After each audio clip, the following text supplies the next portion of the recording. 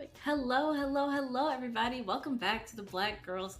Oh, sorry, Black Girl Nice. Gamers Yeah, I Online really Summit. love My name is Angela grassroots Shaw. I campaigns am a writer, because content creator, it just gives BGG the opportunity correspondent to with a like background in really get to media know and the international people relations. And in today, I'm your general, moderator like for our who's amazing voting panel, and Changing the who's Game in Studio supportive, Ownership, things like where that. we'll be taking a look at Um, some indie studios who were born out of I like recent grassroots changes campaigns in and general, gaps especially within at the industry colleges. and learning how That's they pretty turned that fun. into a great opportunity to create the games and representation that they wanted to see. I'm not exaggerating, y'all, when I say we got some icons on this panel today. So without further ado, let's meet our panelists. Yes. All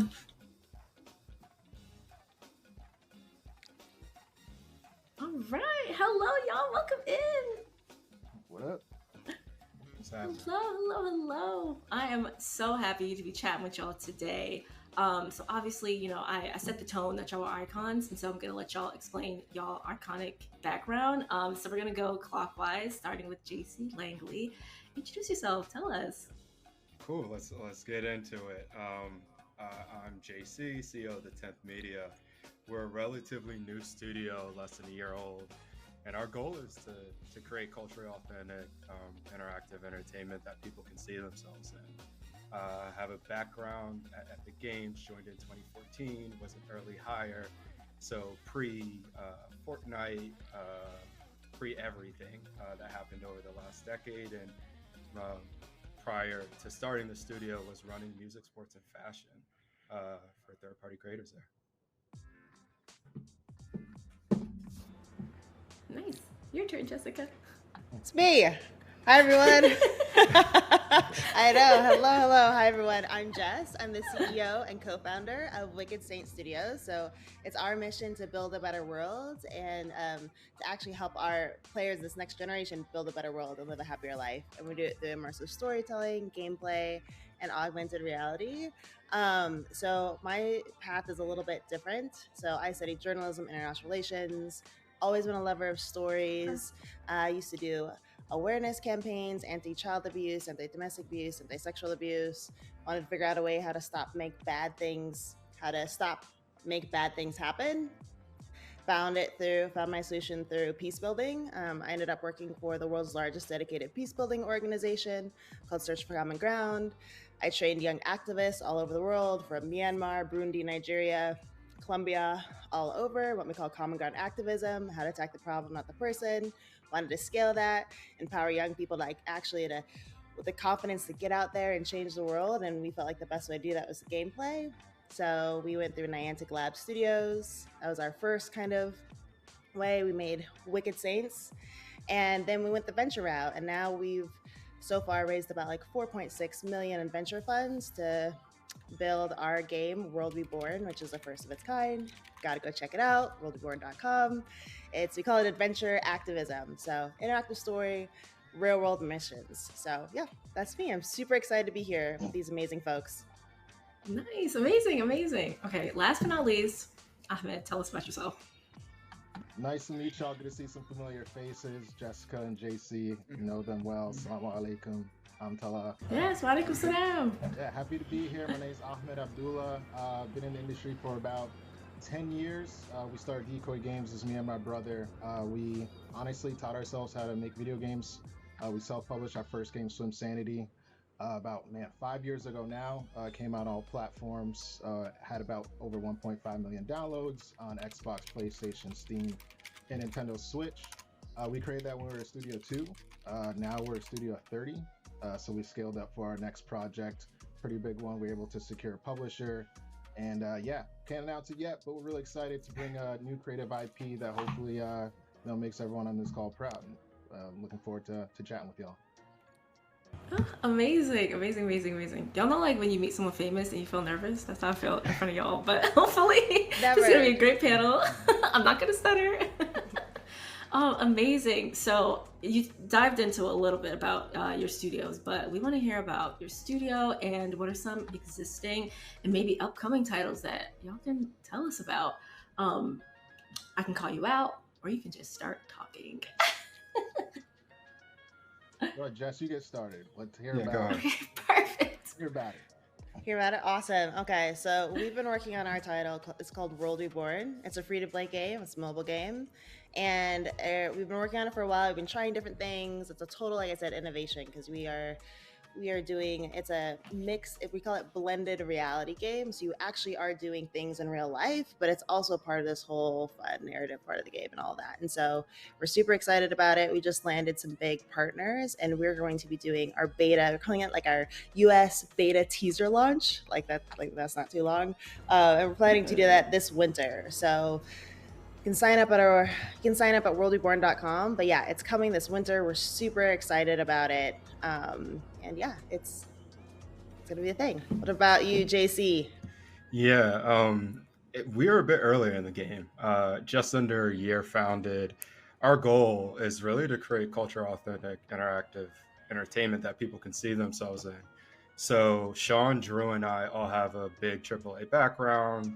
Sean was the lead art director for Call of Duty for the last decade. I was at Epic, and Drew was at Riot. And it was funny, in our first meeting, we all started commiserating about what was missing in gaming. And we ultimately landed on our perspective as Black creators. And so, with Black culture being one of America's largest kind of exports, and it dictating music, sports, fashion, food, literally everything that the world touches, we felt like there was a chance to represent the world. We felt like there was a huge opportunity to represent culture in games. And so that's why we started with our working title, Monolith. It's an immersive action adventure game. Players control Elon. It's a young undergrad. So think about like the protagonist in Kick-Ass or Miles Morales-like character who unlocks supernatural abilities to save his abducted sister, Issa. So it explores family, resilience, battling darkness, in this rich Afro-futuristic setting. It's third person, solo play, action adventure, PvE, PC, and console. Nice. Yeah. All right, Ahmed, what's up? Let's see. So when we released our first game, Swim Sanity, as I said before, that was a 4-player underwater shooter, competitive cooperative game modes. It's like a 2D scroller. You can play cooperative online. That one, like I said, was just me and my brother when we created that. So at this point, we got a good mentors in the industry to tell us, okay, you guys got to go for your dream project. So we kind of thought about what we felt would represent what we want to do in the future. I'll say this about it. I can't say too much about it, but yeah, it's a brand new IP. For us, what we explored was kind of innovating older genres, but being able to add authenticity that we bring as a culture. And for us, we're really interested in the sports, in the anime, and in the comics. So we brought in people on our team that worked on like Marvel, DC, also people that have had aspects of designing things from on the anime side to action and sports, and how can we like bring that all together as one cool content that has like a narrative piece to it. So yes, only 2 people. Yes, it was me and my brother, and I don't want to do that again. That was a lot, but yes, I'm looking at the chat. I saw someone put something. Yeah, no, I'm really excited about our team now. Just it's cool to be able to have people that can like extend your mind to something and create, cool content. So yeah, excited about our next project for sure. Yeah, amazing. So obviously when you create a game studio, you gotta come up with a nice name. So walk us through like what the inspiration was behind your studio names. So Jessica, you started last, so I won't make you start again. We'll start with you, JC. The 10th is we found inspiration in an early essay. We're really W.B. Du Bois in the 1900s. He coined the term the talented 10th. And it's a concept that really speaks about how the top 10% of the African American class has a civic duty to kind of help guide and usher in culture, given their access to resources during that time. So our mission is really similar. Like, we're not just creating kind of interactive media that everyone can play, but we also want to show what's possible for the next generation of devs, creators, and players. Nice. Yeah. We're just gonna go clockwise. Jessica. Awesome. So Wicked Saints. So one of our company values is nonconformity. So we challenge social norms. We challenge authority when it comes to like all things. So even like activism, we even do activism differently than like how typical people think of activism. Like certain rules that people think they have about games have to be this way, or like games that do any kind of the good aren't, but like all this kind of stuff. We're constantly challenging things, and so we're looking for two words that were like very different, but Very like different, yeah. like you know like but like fit us. And Mhm. and I've been trying, and the thing is my background, like, yes, I did storytelling, but also did brand work and stuff like that. And so I was like thinking about it, and it actually ended up, it was this one girl who's like an inspiration. She had done amazing work in Darfur and like all this crazy stuff. And she was just an inspiration, and she was helping us. And she was also stupid funny, just like wicked funny. And she said something, she did something for us. And I was just like, "You're a saint." And then, like, as I said it, I was like, "And you're like wicked." And I was like, "And she's so wickedly funny." And then I was like, "Wicked saints, there it is." That's it. Or like disruptors with a kind heart, you know. And so Mhm. that's where Wicked Saints came from. And now we all try to Yeah. wear it like a badge. I love that. I love it. Especially like for me, like being like visibly Muslim, like in this space, I swear I can't tell you how many times I have to like defend myself. I'm like, guys, it makes sense if you don't think about it too much. So I love that that's like the story behind Wicked Saints. Amazing. All right, Abdullah. Decoy Games, where did that name come from? My story is not nearly as good and in depth as that. Like, we just pretty much like wanted to have something that sounded cool at first. So my brother's really good at coming up with names. So we kind of sat there for like hours, or like, all right, came up with different things that we wanted, like 2 syllables. Like decoy sounded great, but when that came out after that, the logo definitely had a lot of thought. So like we thought about like a decoy duck, but we wanted to make it a rubber duck that kind of showed cool aspects that we like. Yeah. So we might have music like headphones or like a high top. We had one with like a high top, but all of our stuff is branded with this like rubber duck that's kind of got this like, he's like a black rubber duck. He's like a mixed duck. And yeah, decoy. There's no deep story to it. We thought it sounded cool, and it stuck well. I love that. Now the duck, it stands out. That's all that matters. So for y'all, like, when did y'all decide that, like, all right, enough is enough. I need to create something for myself. Like, it's time. Swinging Let's see, around counterclockwise. Ahmed? Yeah, it's counterclockwise. you. Yes, Do it let's reverse. go. Let's go, man. Hey, bro. Switch yeah. it up. So like when I got into gaming, is that kind of the thought process a bit? Like when you created like your studio, like when were you like, okay, these studios that I've seen like create these games before, they're not hitting the mark. They're not touching on like the representation that we need. They're not telling the stories that need to be told. So when was it time for you to be like, all right, it's time for me to step in. It's time for me to not just pull my seat to the table, but just make my own table. Yeah, so when we started making games, I was in college. So me and my brother played games a lot. We were always on the creative side. So when Swim Sandy was first started, it was a Flash game, actually my brother's project, and we kind of took that as a starter. But from there, as far as kind of getting to the studio, we were really inspired. I don't even remember Xbox Live Arcade era. We had like Castle Crashers and Braid, and those games came out. So we're really inspired by that boom of indie games. And we're like, okay, there is a way for us to get on console. And that was always our goal. Like, we wanted to make a game that was on consoles. So from the jump when we started, we were just trying to find paths to get there. And as you guys, probably people on watching this, and they know, there's no like handbook to like how you get into things. You kind of have to figure it out. So I didn't even know how to become a PlayStation developer. It said like, be an official game developer. What does that mean? Do I get a badge? I don't know what that means. Right. So so it just took years of honestly just trying to figure things out. But from there, we always had just aspirations to get on the platform, and thankfully that worked out for us. But yeah, it was after college and kind of all through working a full-time job, we were focused on creating the game. And when we got close enough to release, we're like, we got to take that dive, go full-time, and just try to see where this goes. And thankfully we're still moving. So yeah, nice. Jessica? Yeah, I think we all have like really different paths here. So like, I had no way ever even thought I'd be in the private world.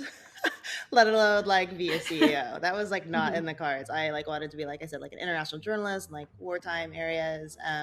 I've loved stories, so I was always building worlds and had a lot of fictional like novels on ice. But I was like, no, like, I'm gonna like change the world through the nonprofit world, and that did not work. I could not find enough money to do the vision that I wanted to do. Like we ended up bringing on amazing people on our team, like people that have worked on like artists from Spider-Verse, Love, Death and Robots, and like Intergalactic, like Emmy winners, and like writers from Disney's Owl House, and engineers from Pokemon Go, and all this stuff. And they're expensive. They cost money, man. They were. A lot of them started off volunteering, but at some point I needed them to jump in with both feet. And so that's when we went the for-profit route and kind of started looking around there. Like ultimately what it came down to is I had these wild ideas that people just kept thinking wouldn't work. And so they'd just like cut them off before I could even try. And I was like, let me just try it. Let me just like get it out. And so, but I also like, Ahmed just started writing and trying. So I just like went on, did Khan Academy for a week, learned how to make a game on Twine, interactive stories, just started like writing interactive stories, started testing them with teens and other stuff, started getting some traction there. And so I'm a big advocate of just like go out and create, like go out and make, create, learn, try, put stuff out there. And then, see if you can take your shot, basically. Yeah, no, good advice. I never knew I wanted to start a game studio. In fact, it's, like wandering here is really interesting. I'd say over my time at Epic, it's during the Fortnite craze, things are blowing up. You're working with LeBron James, Travis Scott, Balenciaga, you have all these people coming in. And I remember we were working with one artist, and he brought this dossier of like 25 original sketches. And I remember sending it to our concept team, and they were like, not sure this is going to sell that well. The dollar's got to make sense. And so I think I remember this kind of like gutting feeling that I wasn't actually pushing the culture that I care so deeply about forward. I was just kind of white labeling it, like the same way you kind of get that off-brand or that no label mouthwash at CVS or the toothpaste. I felt like I was white labeling culture. I was taking something that I find so like it's rooted in me, and then just selling it, for $19.99 just didn't feel right. And so this was almost more of a calling. I was like, well, I'm in a position to do this. This person did this. Why can't I? And so instead of kind of going the investing route that I was thinking, I was like, I'm going to create original IP that speaks to this exactly, because it's the only way that we can preserve something that's so important and pass it down from one generation to the next. Yeah, no, that's amazing. And I think it's just beautiful to show that, like, regardless of like your background or whether like you knew from the very beginning that you wanted to make a game, to move into be like, all right, I think I could try this, like let's see how it goes. Like I think it's just a good example of like just do it. Like you're not gonna know until you try, and I think that's an amazing thing. And now you've got amazing gaming studios to show for it, because we need it. And so like when creating these studios, what is something that you underestimated about like starting and owning a game studio? Like what's something that like maybe when you started you were like, okay, this is gonna be great, everything's gonna go smoothly, I have no roadblocks, no nothing, but then like when you started you were like, about that, like so we'll go clockwise again. I can answer for everyone and say that the whole thing. The whole thing is hard. It's ridiculous. But I'd say in particular, I guess what a lot of people, it's a really nuanced question. But for the biggest thing that we've kind of struggled with is trusting our own creative inspiration and intuition. It's not something that, when you come from a large studio background, there's teams of hundreds of people. And then when you leave, it's just you, like literally just you staring at your ceiling every night thinking, does the world want this? wait, do I even want this? Am I a fan of this? And so I think just from that inspiration and belief aspect, there's a mental hurdle that you actually need to grow into as a human being. And then I'd say the second thing that we really struggled with, or initially starting out, was commercializing this. Games are a for-profit business, and in order to actually be successful, continue to make titles, you have to prove that there's a demand for your product and prove that you can cut through the noise via distribution. So yeah, I'd say those two things besides the whole thing.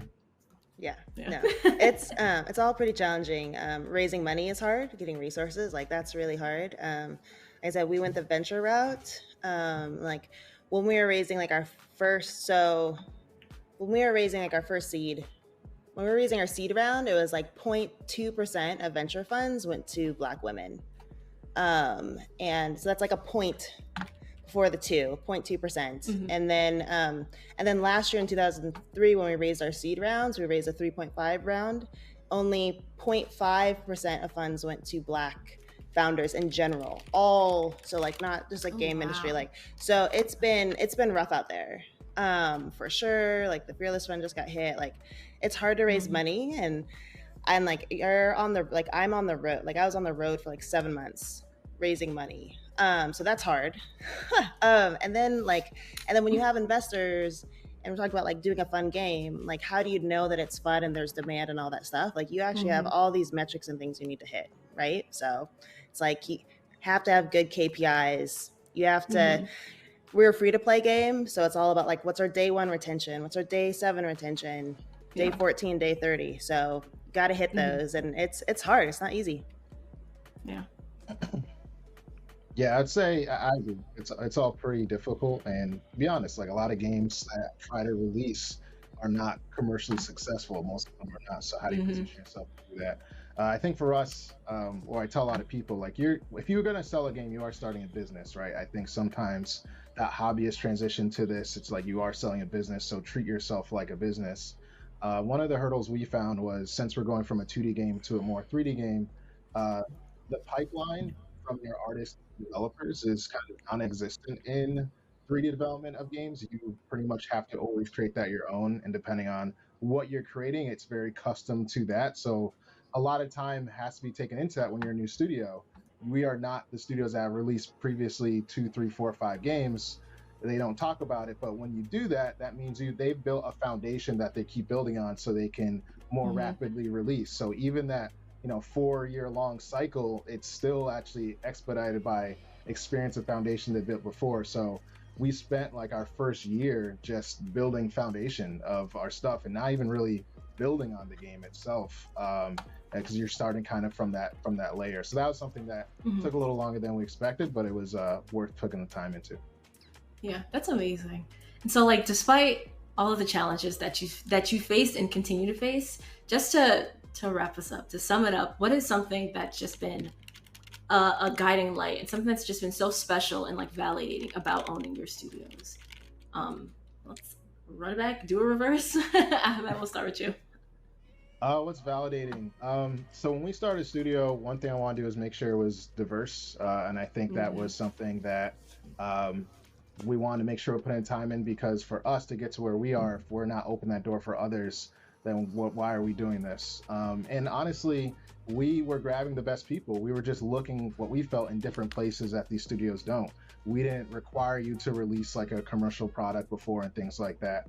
For us, when we're looking at our artists, we're like, where are there more diverse artists that are very good? Let's look at the animation studio market. Let's look at comics. And then for our developers, for us, we're indie devs. So I'm going to look at other indie developers to have that spirit. So what's really validating is to have a studio that's very diverse, and also be able to open the doors for others that open for us, because that's what we need in order for us to succeed. And we'll start creating experiences like we're doing today to make sure we all can be successful. Yeah, no, totally. I feel the same. Most of our, like all of our engineers are Black and Latinx. Most of our team are people of color from all over.